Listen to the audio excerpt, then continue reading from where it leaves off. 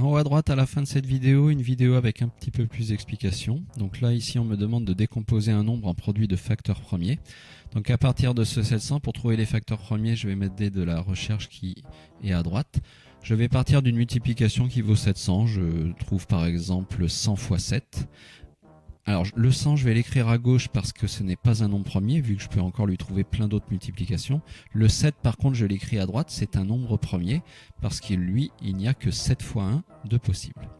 Alors ensuite, ce 100, je vais le remplacer par une nouvelle multiplication. Alors il y a plusieurs multiplications qui valent 100. Je vais par exemple choisir 10 fois 10.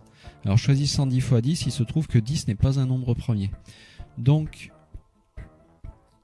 le 10 fois 10 que j'obtiens, eh bien, ça me donne des nombres qui sont à gauche.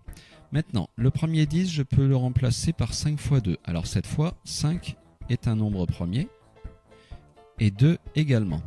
Je peux donc barrer ce premier 10 et m'occuper du deuxième. Mais le deuxième 10, bon, je vais tout de suite le barrer parce que il va lui aussi me donner 5 fois 2, ce qui fait qu'à droite, je vais encore avoir un autre 5 et un autre 2.